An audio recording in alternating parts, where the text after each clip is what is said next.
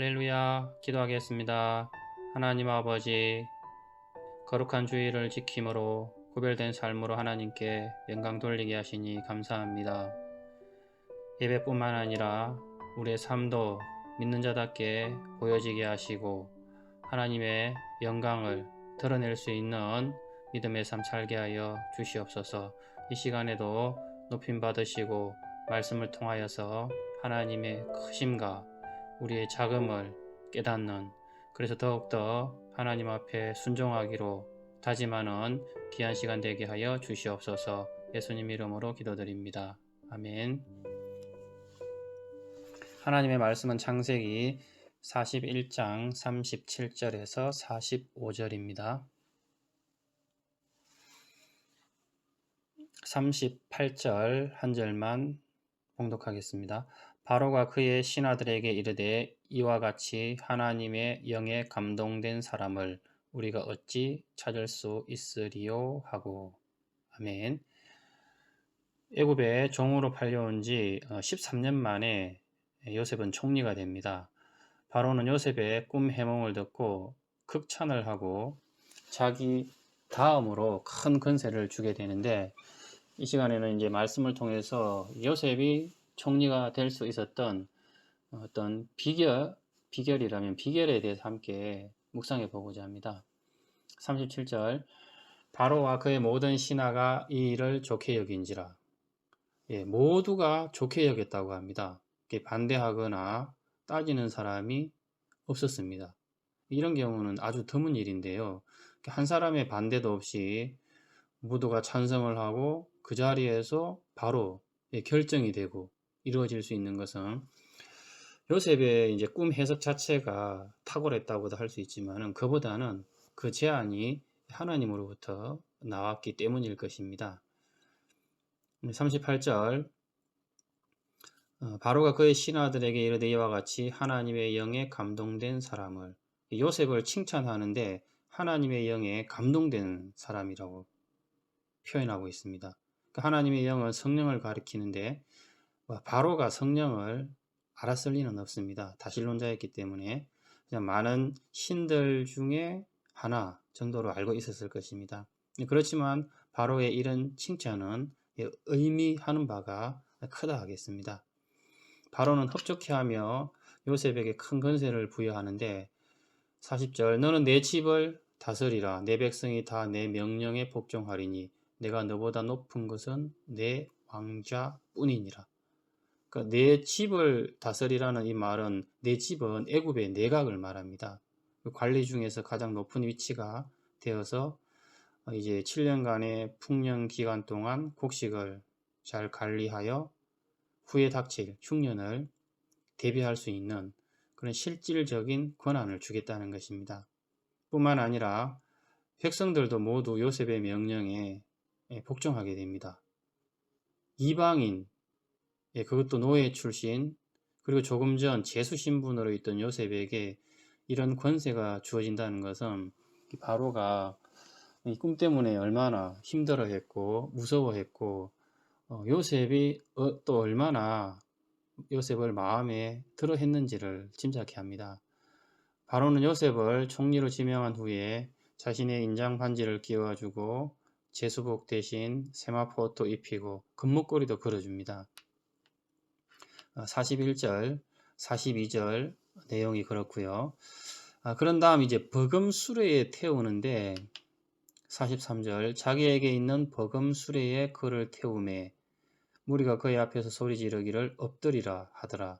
바로가 그에게 애굽 전국을 총리로 다스리게 하였더라.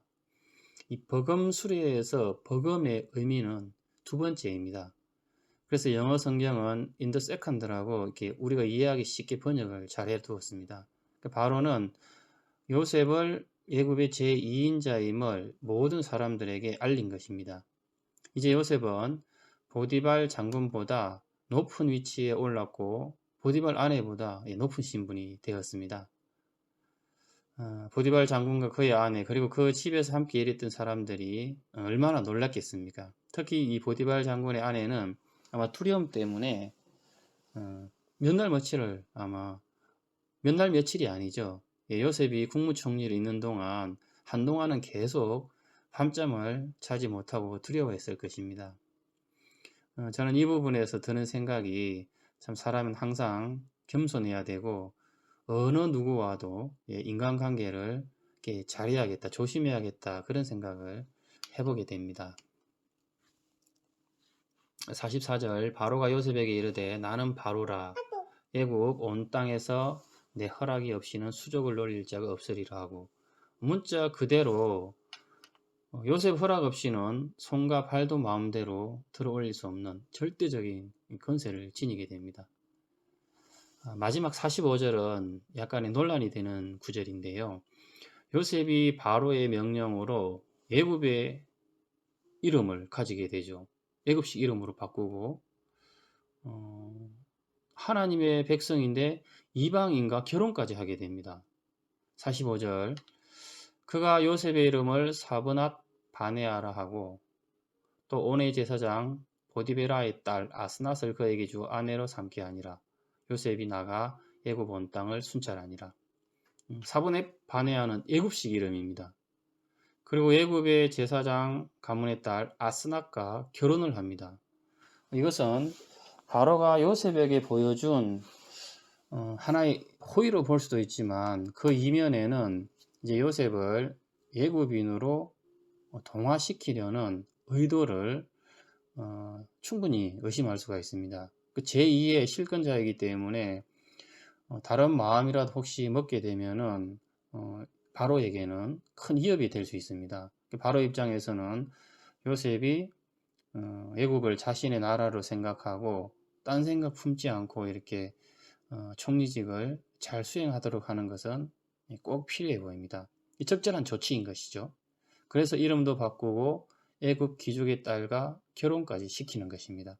이렇게 되면 요셉은 애굽인들에게는 애굽인들도 요셉의 그런 다스림을 받을 때 총리가 이방인이 아니라는 그런 생각도 갖게 되고 요셉 본인도 자신의 어떤 권한을 사용하는데 훨씬 유리한 위치가 되는 것입니다. 문제는 요셉의 정조부 아브라함도 아들 이삭의 그 배우자를 정할 때 이방 족속에게서 구하지 않고 자신의 족속에게서 구했습니다. 또 이삭도 야곱의 아내를 구할 때 친족 중에서 구했습니다. 성경은 요셉의 이방인과의 결혼에 대해서 부정적으로 언급하지 않고 있습니다. 어떤 학자는 이 요셉의 경우는 하나님 절대 중심 신앙을 가졌기 때문에 비록 이방인과 결혼을 하여도 우상을 섬기지 않을 것이며 오히려 복음을 전하며 하나님께 더 크게 쓰임 받을 것이 확실하기 때문에 이제 허락하셨다라고 그렇게 해석하고 주장합니다. 하지만 솔로몬의 경우는 이방 여인들을 궁에 들였다가 아시다시피 부정적인 결과를 낳았지 않습니까? 그래서 이 부분을 우리가 어떻게 이해해야 할지 조금 어려운 부분이 있습니다. 박윤선 박사는 그의 주석에서 다음과 같이 말합니다.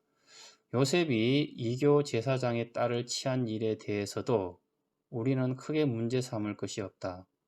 그 이유는 그 제사장의 딸이 요셉의 섬기는 하나님께로 개종하였을 것이라고 생각되기 때문이다. 그때에 바로 자신이 요셉의 하나님을 찬송하였으니 모든 고관들까지도 그의 종교적 지도를 받을 만큼 분위기가 형성되었다. 박윤선 박사도 크게 문제 삼지 않고 요셉의 경우는 하나님께서 허락하셨다. 그렇게 보고 있습니다. 그러니까 몇몇 다른 주석들을 이렇게 찾아보아도 이 부분을 깊이 다루지 않는 것으로 봐서 이런 주석을 박윤석 박사의 주석을 받아들이는 것이 큰 무리가 없다라고 보여집니다. 물론 이제 생각하기에 따라서 논란의 여지가 있기 때문에 좀 더 심도 있는 그런 연구가 필요하다 생각됩니다. 본문을 통해서 배울 수 있는 이제 교훈 한 가지만 살펴보겠습니다. 38절인데요. 바로가 요셉에게 하나님의 영에 감동된 사람이라고 그렇게 본 것이고 그렇게 칭찬을 했습니다. 요셉은 바로의 말대로 하나님의 영에 감동된 사람이었습니다. 특별히 고등교육을 받은 사람이 아님에도 애굽 전역의 박사들을 능가하고 애굽의 총리가 될 수 있었던 것은 전적인 하나님께서 주신 지혜 때문이었습니다. 그런데 우리가 이 하나님의 영, 성령 충만에 대해서 가지는 고정관념이 있습니다. 대체로 기도를 깊이 하거나 찬양 또는 예배 가운데 얻을 수 있다라고 생각하는 것이 그것입니다. 특히 우리가 많이 간과하는 것이 일반 은총 부분입니다. 애덤 그랜트가 쓴 Think Again이라는 책이 있습니다. 일반적으로 이제 사람들은 지능이 높은 사람들이 그렇지 못한 사람보다 성공할 가능성이 높다라고 보고 있고 실제로 그렇습니다. 저자는 지능과 성공의 어떤 연관성에 대해서 부정하지는 않지만 지배적인 절대적인 요인으로 지능이 그렇게 될 수는 없다고 말합니다. 책 제목처럼 다시 생각하기야말로 성공하기 위한 가장 핵심적인 요건이라고 주장을 하는데요. 좀 더 구체적으로 말하면 평소 자신이 알고 있다고 생각하는 것에 대해서 먼저 의심을 가지라고 말합니다. 그리고 지금까지 내가 알고 있는 지식, 경험을 잊어버리라고 말합니다. 내가 평소 알고 있고 믿고 있는 사실 또는 신봉하는 그런 확신, 이런 것들이 틀릴 수 있지 않을까 의심을 가지는 것, 잊어버리고 새롭게 받아들이는 것, 이것이 다시 생각하기에 구체적인 방법이고 시작입니다. 왜 이런 사고가 필요하냐면 이제 지금 우리 시대가 굉장히 급변하기 때문에 과거에 가치가 없던 것이 새로운 가치를 만들어낼 수 있기 때문에 그렇습니다. 즉 과거에 100원도 안 되던 그런 가치가 지금은 100억, 1000억의 가치로 바뀔 수 있기 때문에 실제로 그렇고요. 이런 변화에 맞추기 위해서는 자신이 가지고 있는 그 과거의 지식을 잊어버리고 새로운 시각으로 바라볼 준비를 해야 한다는 것입니다. 애덤 그랜트는 자신이 다시 생각하기를 하지 않아서 큰 기회를 놓쳤던 일을 그 예로 들고 있습니다. 한번 읽어보겠습니다. 한 무리의 학생 집단이 있었다. 이들은 하버드 대학교 최초의 온라인 소셜 네트워크라는 불리는 것을 만들었다. 이들은 대학교에 입학하기도 전에 이미 전체 신입생의 8분의 1이 넘는 학생들과 이 소프트웨어를 통해서 접촉을 했다. 지금 이거 페이스북 얘기하는 것입니다. 마크 저커버그 이야기 같지만 사실은 5년 전에 애덤 그랜트 이야기입니다. 마크 저커버그가 페이스북을 만들기 5년 전에 이 애덤 그랜트와 동료들이 이 페이스북 소프트웨어를 만들었다는 것입니다. 그런데 이들은 이제 얼마 후에 그 페이스북을 폐쇄시켜 버렸습니다. 그 폐쇄시키기 전에 다시 생각하기를 하지 않았다는 것입니다. 왜냐하면은 애덤 그랜트는 이제 당시 그냥 고등학교 졸업하면은 대학을 가는 것이 일반적인 그런 통과 의례였기 때문에 그래서 이 소프트웨어의 가치를 다시 생각해 보지 못했던 것이죠. 학교를 간두고 이런 사업을 할 경우 그 결과가 어떠할지 그런 생각을 못 해봤던 것입니다. 사실 마크 저커버그는 자퇴를 하고 이 일을 했었거든요. 저자는 훗날에 그 저커버그의 성공을 보고 무척 속이 썰했다고 말합니다. 그 이후로 애덤 그랜트는 이 다시 생각하기를 자신의 삶의 중심적인 요소로 삼고 살게 되었다는 그런 이야기입니다. 우리 크리스천들은 이제 이런 면에서 넌 크리스천들보다 훨씬 이 다시 생각하기를 실생활에서 많이 하고 삽니다. 대표적으로 기도가 그것이죠. 그러니까 다시 생각하기를 하면 시각, 생각, 판단이 객관적으로 바뀝니다. 덜 감정적이고 이성적으로 바뀌죠. 실수, 후회하는 일이 당연히 적어야 됩니다. 게다가 이 성공하는 사람들의 두드러진 특징 중에 하나인 개방적인 사람으로 변화될 가능성이 훨씬 높습니다. 훨씬 좋은 조건이죠. 이런 면에서 기독교의 이 경건생활은 다시 생각하기와 높은 상관관계가 있고, 다시 생각하기는 성령 충만과 높은 상관관계가 있다고 생각합니다. 요셉의 지혜는 하나님께서 주신 지혜이죠. 요셉은 하나님의 영이 함께하는 사람이었습니다. 우리도 이런 지혜를 충분히 가질 수 있다는 것입니다. 다시 생각하기가 바로 그것입니다. 기도하겠습니다. 하나님, 우리도 요셉처럼 하나님의 지혜를 가질 수 있기를 원합니다. 성령님과 늘 동행하며 음성을 들으며 인도함 받는, 그래서 요셉처럼 가정과 교회와 일터와 사회에 도움을 주는 축복의 통로 되게 하여 주시옵소서. 로이드 존스의 말처럼 생각은 하나님께서 우리에게 주신 최고의 선물입니다. 순간순간 우리의 생각을 주장하여 주시고 다스려 주시옵소서.